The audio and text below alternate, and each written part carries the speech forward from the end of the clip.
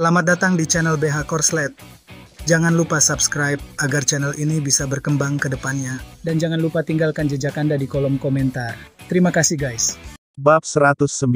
Namun, Keira tetap berdiri di tempatnya, tidak bergerak.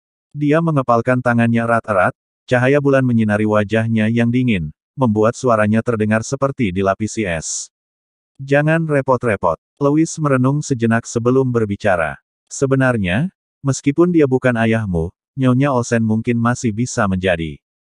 Jangan katakan itu. Keira Olsen memotongnya. Saat dia mengucapkan, Ibu, itu akan mencoreng karakter Nyonya Olsen.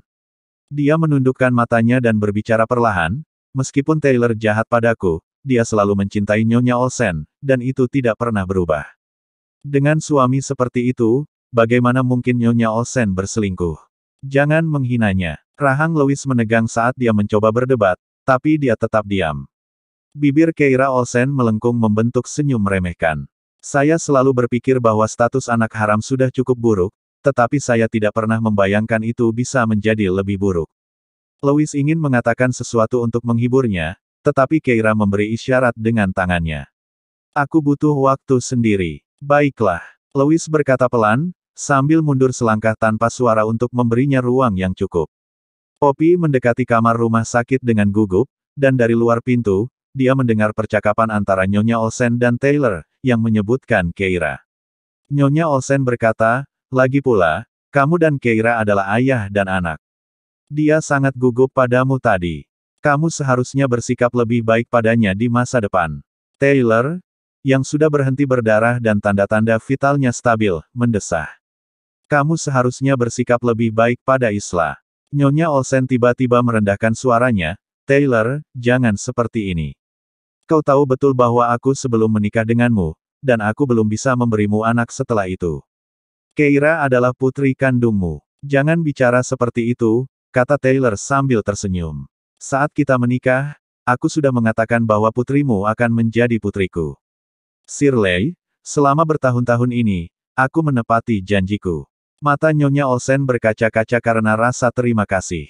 Kau menepati janjimu, tapi ini sangat tidak adil bagi Keira, dan ini terlalu tidak adil bagimu.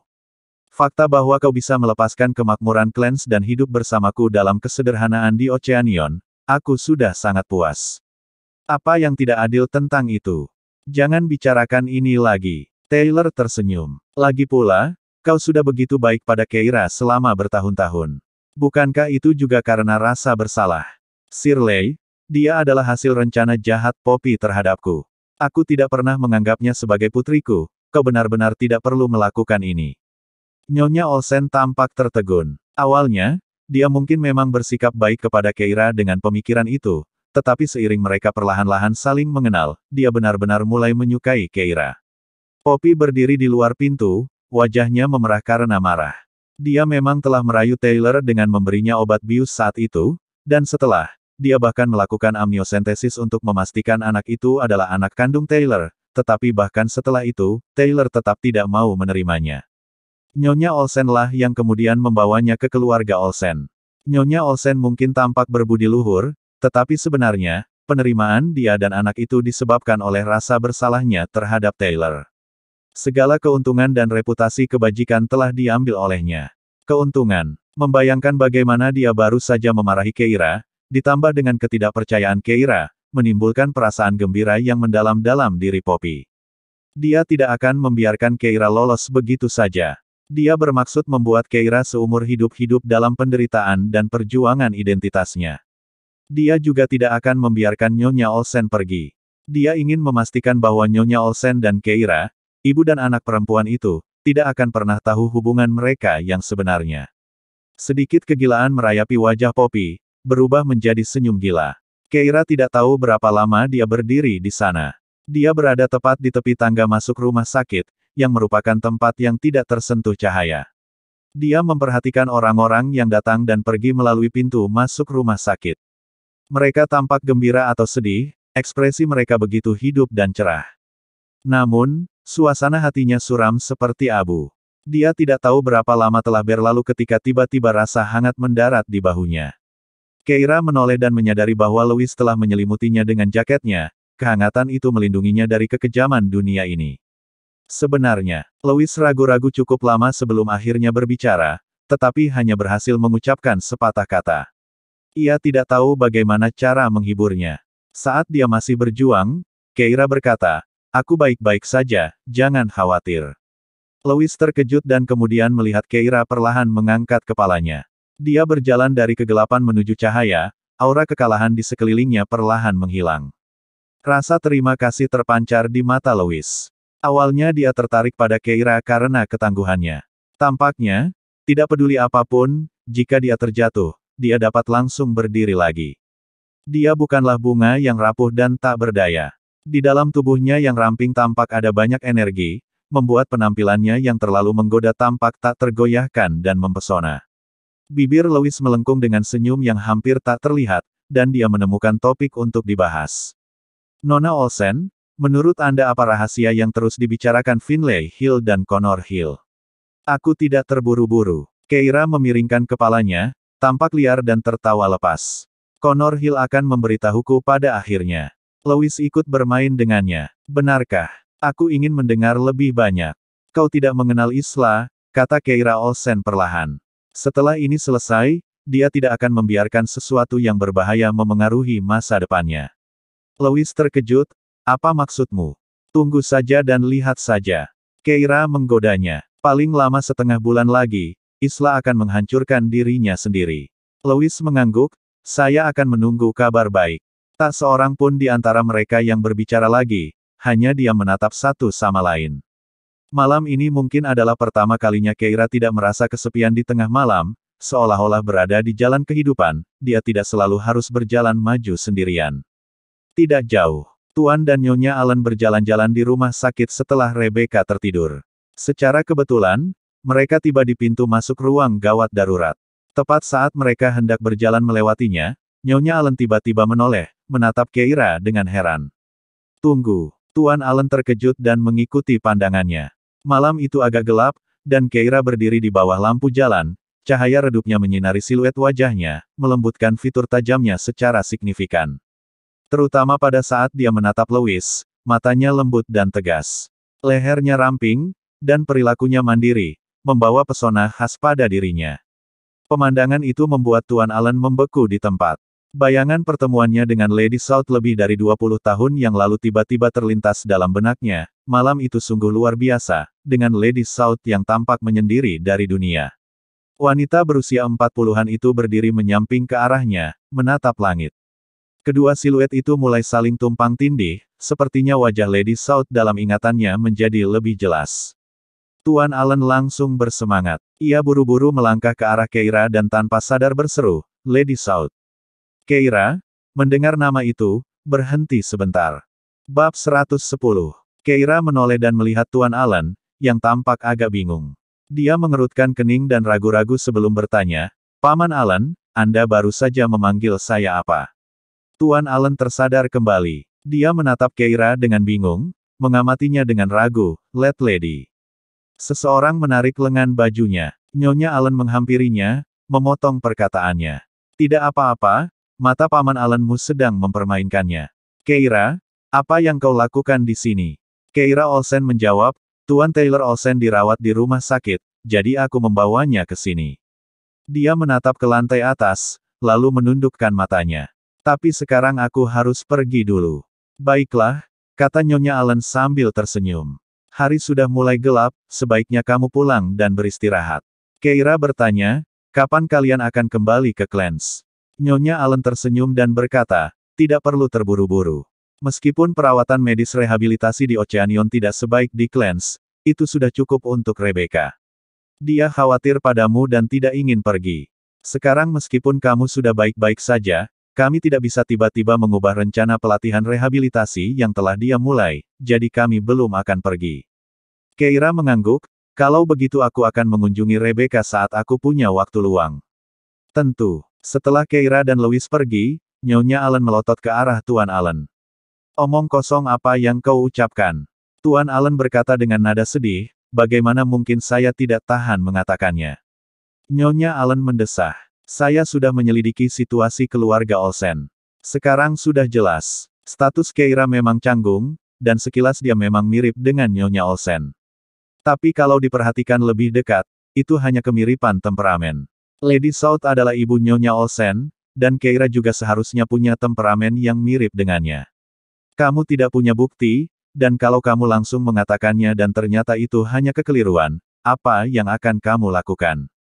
Tuan Allen mengusap hidungnya. Tapi kita tidak bisa hanya diam saja, bukan? Nyonya Allen menanggapi dengan kesal, bukannya aku tidak ingin kamu bicara. Bukankah fotonya sedang diperbaiki? Setelah diperbaiki, kamu bisa membawanya ke Keira. Bukankah itu lebih meyakinkan? Tuan Allen cemberut. Lagi pula, kau tidak percaya padaku. Nyonya Allen mendesah. Setiap keluarga sangat menyayangi anak-anak mereka. Saat seorang anak lahir, ada perawat, pengasuh, dan dokter yang mengawasi. Bahkan jika Nyonya Olsen datang ke Oceanion sendirian tanpa orang lain, mengingat latar belakang dan status keluarganya, paling tidak, ayah anak itu akan selalu berada di ranjang rumah sakit. Apakah kamu menyadari betapa sulitnya untuk menukar bayi? Ide ini terlalu mengada-ada dan pada akhirnya, bisa jadi hanya dugaan palsu. Tuan Allen cemberut dan mengakui kesalahannya.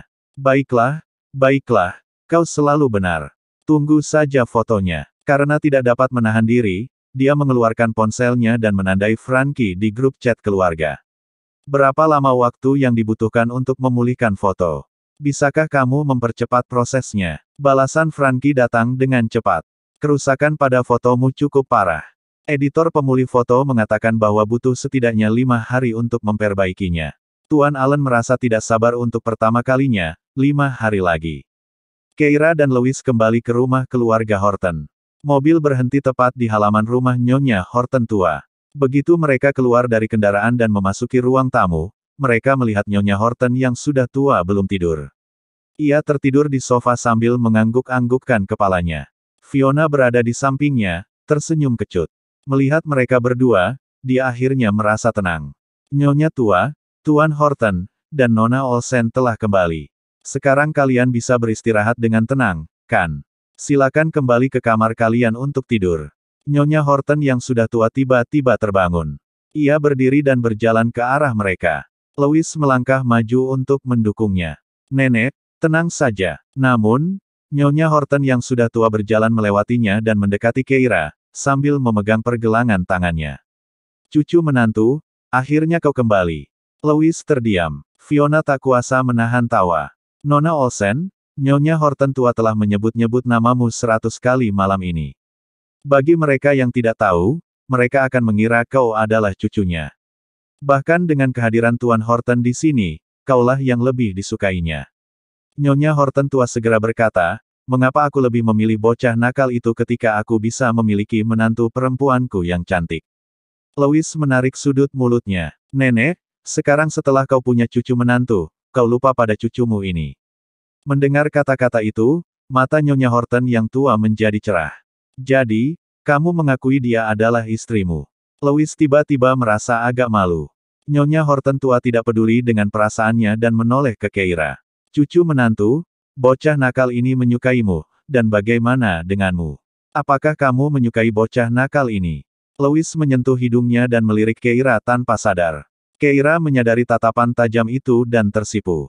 Dia berdeham. Nenek, sudah malam. Aku akan menyalakan lilin aromaterapi penenang untukmu, lalu kau harus tidur.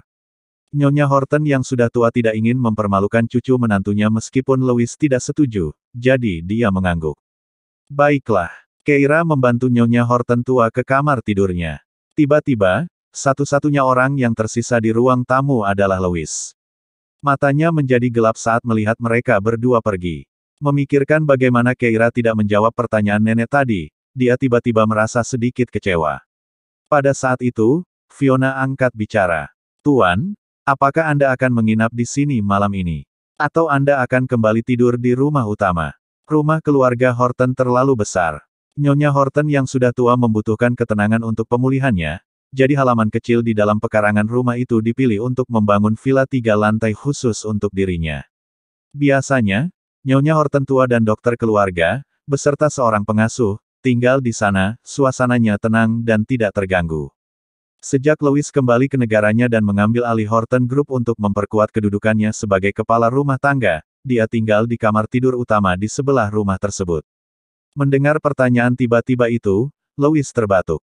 Kondisi nenek tidak stabil, dan aku tidak tenang. Aku akan tinggal di sini agar bisa mengawasinya di malam hari. Fiona tersenyum, menundukkan kepalanya, dan tidak mengungkap tipu muslihat kecilnya. Baiklah, Louis punya kamar tidur di sini. Dia berjalan menuju pintu dan tiba-tiba berhenti. Fiona langsung mengerti. Kamar Nona Olsen ada di sebelah kamarmu. Louis menunduk. Fiona, kamu terlalu banyak bicara malam ini. Fiona terus tersenyum. Setelah Keira menidurkan Nyonya Horton tua, ia mengikuti Fiona ke kamar tempat ia akan tinggal sementara. Tidak terjadi apa-apa malam itu. Ketika Keira bangun keesokan harinya, Nyonya Horton tua masih belum bangun. Keira berjingkat ke kamarnya untuk memeriksanya. Saat dia mendekat, Nyonya Horton tua membuka matanya. Melihat Keira, dia langsung tersenyum dengan sedikit rasa terkejut. Cucu menantu, kamu sudah kembali. Keira terkejut, kembali. Iya, Nyonya Horton tua memegang tangannya. Setelah kau dan bocah nakal itu menikah, kau menghilang. Aku sudah mencarimu selama sebulan, dan sekarang kau akhirnya kembali. Keira tiba-tiba menyadari Nyonya Horton tua sedang mengalami episode lagi. Ingatannya kembali ke bulan setelah dia dan Louis mendapatkan surat nikah mereka. Mata Keira sedikit menggelap, dan dia tiba-tiba bertanya, Nenek, apakah kamu ingat bagaimana aku dan Louis mendapatkan surat nikah kami? Dia tidak menyangka akan mendapat tanggapan banyak, tetapi betapa terkejutnya dia, Nyonya tua. Horton menjawab, tentu saja saya ingat. Bab 111. Mata Keira berbinar samar, suaranya lembut agar tidak mengejutkan wanita tua itu. Kalau begitu, bagaimana kami mendapatkan surat nikah kami? Nyonya Horton tua berkata sambil tersenyum. Aku ingat hari itu. Kamu mengenakan gaun merah. Sweater merah. Keira terdiam sejenak. Memang, dia punya sweater merah, yang dibelinya 3 tahun lalu saat tahun baru. Dia tinggal sendirian di kamar sewaannya. Dia ingin berpakaian dengan riang, agar tidak merasa kesepian. Dan benar saja, itu adalah sweater yang dia kenakan saat difoto dalam buku sertifikat nikah. Nyonya Horton yang tua melanjutkan. Anak nakal itu mengenakan setelan hitam, dan kalian berdua pergi untuk mengambil buku sertifikat nikah. Keira mengerutkan kening. Pengadilan mengatakan bahwa menikah jelas membutuhkan kehadiran kedua belah pihak. Apa yang dikatakan Nyonya Horton tua berarti Keira memang telah memperoleh surat nikah dengan Louis 2 tahun lalu. Mengapa dia dan Louis tidak tahu tentang itu? Itu tidak mungkin sesuatu yang melodramatis seperti mereka berdua mengalami amnesia. Mungkinkah itu? Selain itu, ingatannya juga bagus. Dia ingat dengan jelas semua yang telah dia lakukan 2 tahun lalu. Keira melanjutkan. Bagaimana kami bertemu? Nyonya Horton tua menatapnya dengan sungguh-sungguh. Tentu saja, itu karena aku. Apa yang telah nenek lakukan? Keira mengajukan pertanyaan itu, tetapi Nyonya Horton yang sudah tua menguap, dan tatapannya berubah dari bingung menjadi jelas. Ya ampun, cucu menantu, apa yang kamu lakukan sepagi ini? Keira memang tidak berhasil mendapatkan informasi penting itu, tetapi itu bukan kerugian total. Setidaknya sekarang dia tahu bahwa pernikahan mereka memang telah diatur oleh wanita tua itu, tetapi apa sebenarnya yang telah dilakukan wanita tua itu, Keira tidak tahu. Sebaiknya dia menunggu sampai obat klinisnya siap dan menyembuhkan penyakit wanita tua itu sebelum membahasnya lebih lanjut. Keira mendesah, Nenek, waktunya sarapan. Setelah Nyonya Horton tua menyegarkan diri, mereka berdua duduk di ruang makan. Pengurus rumah tangga keluarga Horton telah menyiapkan sarapan yang sangat berlimpah. Keira dan Nyonya Horton tua mengobrol sambil menunggu Louis. Anak nakal itu tinggi sekali. Kurasa tingginya lebih dari 6 kaki 3 inci. Nyonya Horton tua memberi isyarat dengan tangannya, dia setengah meter lebih tinggi dariku. Keira tersenyum. Ya, dia seharusnya setinggi itu. Dia sendiri tidak pendek dan tingginya sekitar 5 kaki 6 inci, tetapi setiap kali dia berdiri di samping Louis, dia masih merasa mungil. Sekedar informasi, untuk mengkonversi dari kaki dan inci ke sentimeter, gunakan 2 rumus konversi berikut. 1 inci sama dengan 2,54 cm, dan 1 kaki sama dengan 12 inci. Jadi, tinggi 6 kaki 3 inci adalah sekitar 190,5 cm, dan untuk 5 kaki 6 inci adalah sekitar 167,64 cm. Saat keduanya tengah mengobrol, Louis yang baru saja membersihkan diri keluar. Nyonya Horton tua hanya bertanya, "Nak, berapa tinggi badanmu?" Pria itu tampak bingung, tatapannya jatuh pada Keira. "Ada apa?" Keira mengangkat alisnya. "Bilang saja padaku." Tercengang, Louis mengatupkan bibirnya, tidak berbicara. Nyonya Horton tua kemudian berkata, "Nak, lakukan saja apa yang istrimu katakan." Louis menundukkan pandangannya sedikit dan berkata kepada Keira, "Kalau begitu kenapa kamu tidak berdiri di sini saja di sampingku?" Keira berdiri dengan patuh. Dia mengira lelaki itu hanya ingin melihat seberapa tinggi dia dibandingkan dirinya, tetapi di luar dugaannya, sesaat kemudian, lelaki itu melangkah maju, melingkarkan lengannya di pinggangnya, dan menariknya ke dalam pelukannya. Keira tercengang. Otaknya berdengung sejenak. Dia pasti baru saja selesai berolahraga. Bahkan melalui pakaiannya, dia bisa merasakan kelenturan otot-otot di dadanya. Dia baru saja mandi. Rambutnya masih basah, dan kulitnya yang basah memiliki aroma rumput dari kamar mandi. Aroma gel khas pria. Wajah Keira memerah. Bingung, dia mendongak hanya untuk melihat pria itu melihat ke bawah. Menatapnya dengan saksama. Apakah ini baik-baik saja? Keira berkedip. Haruskah saya melanjutkan? Keira bingung. Otaknya sempat berhenti bekerja selama beberapa detik sebelum akhirnya dia menyadari apa yang terjadi dan mendorong Louis menjauh karena malu. "Maksudku, berikan aku berapa tinggi badanmu, bukan mengukur seperti ini." Louis kemudian menyadari kesalahannya, dan telinganya langsung memerah. Nyonya Horton tertawa terbahak-bahak di samping mereka. "Itu lebih baik, jauh lebih baik daripada angka, peluklah lebih sering berpelukan saat kalian senggang. Aku ingin segera punya cicit." Keira menahan tawanya dan bergegas duduk. Louis tak kuasa menahan diri untuk tidak meliriknya. Senyumnya cerah, dan ujung matanya yang penuh cinta berkilauan. Ia mengingatkannya pada bunga dahlia yang mekar di tepi tebing, cemerlang dan indah, namun tidak terpengaruh oleh urusan duniawi. Ia mengalihkan pandangannya, dan tepat saat ia hendak duduk di sisi lain Nyonya Horton yang sudah tua, sebuah suara terdengar. "Kau baru saja pulang, jadi kami datang untuk sarapan denganmu." Suara itu tiba sebelum orang-orang tiba. Sambil menoleh, mereka melihat Ibu Jake Horton, Melissa Knight, masuk sambil tersenyum. Setelahnya datanglah ayah Louis, Nathan Horton, ayah Jake, dan kakak laki-laki Louis, Oliver, serta Jake, dan Isla. Begitu mereka masuk, Fiona segera mengatur agar para pelayan mulai bekerja. Peralatan makan baru dikeluarkan dari dapur satu demi satu dan diletakkan di meja makan. Nathan duduk tepat di seberang meja makan panjang milik Nyonya Horton tua, yang dianggap sebagai posisi kehormatan sekunder. Oliver duduk di kursi pertama di bawahnya, dan Jake tentu saja duduk di sampingnya. Melissa menghampiri Keira dan berkata sambil tersenyum, "Nona Olsen, bisakah Anda memberi kami ruang?" Keira terdiam, dan sebelum ia menyadarinya, Melissa telah memindahkan peralatan makannya ke kursi berikutnya. Sebelum Nyonya Horton tua itu sempat berbicara, Melissa sudah memegang tangannya sambil menyeringai. "Nenek, aku datang dengan kabar baik hari ini." Mendengar ini, Keira melirik perut Isla tanpa sadar. "Apakah ini kabar baik?" Sambil merenung, Nyonya Horton tua juga bertanya, "Kabar baik apa?" Melissa memberi isyarat kepada Isla untuk datang ke sisinya, dan Isla pun mendekat. Isla telah memberikan kontribusi besar bagi kepolisian, dan kepolisian ingin memberikannya penghargaan publik. Bagi keluarga Horton, ini benar-benar kabar baik. Keluarga bergengsi seperti keluarga Horton sangat mementingkan reputasi di atas segalanya.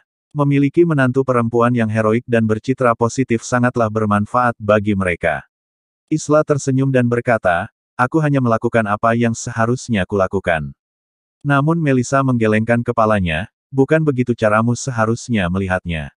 Kali ini kau telah melakukannya dengan sangat baik. Aku akan meminta tim Humas Horton Group untuk mempromosikan masalah ini. Kau akan menikahi Jake dengan penuh kemuliaan. Di masa depan, kau akan menjadi istrinya yang sah. Nyonya rumah keluarga ini." Mata Isla langsung berbinar dan hatinya berseri-seri karena kegembiraan. Dia tidak menyangka Connor akan membawakan kehormatan seperti itu padanya. Dengan perasaan penuh kemenangan, dia melirik Keira lalu terkekeh. "Bibi, terima kasih atas kebaikanmu." Nada bicara Melissa tiba-tiba berubah. "Kamu pantas mendapatkannya. Dengan citra yang positif, kamu akan mewakili Jake setiap kali kamu melangkah keluar. Ini investasi yang bagus untuk keluarga Horton." Setelah itu, dia menatap Keira, tersenyum, dan menambahkan, Louis, istrimu telah belajar di luar negeri selama 2 tahun terakhir. Dia tidak perlu terburu-buru kembali. Biarkan Isla yang mengurus urusan keluarga. Polisi telah memberinya penghargaan, dan masyarakat telah memberikan ulasan yang baik. Dia berasal dari latar belakang yang baik, dan karena dia berpenampilan rapi, keluarga Horton kita akan mendukungnya. Louis tidak mengatakan sepatah kata pun. Melissa lalu memberi ruang. Ayo, Isla, duduk di sini. Temani nenek buyutmu saat makan malam. Setelah itu, dia tampak mengingat sesuatu dan menoleh ke arah Keira. Ya ampun, maafkan aku. Aku telah mengabaikan Nona Keira Olsen, tamu kita. Tapi kau tidak keberatan, kan? Keira tidak mengatakan apa-apa. Pada saat itu, teleponnya berdering. Keira melihat dan menemukan bahwa Josh dari Twitter yang mengiriminya pesan. Nona S, saya menemukan sebuah rahasia. Isla bukanlah pahlawan yang mengungkap Connor. Dia bersekongkol dengannya. Saya punya bukti. Saya akan merilisnya segera. Bersambung ke bab selanjutnya.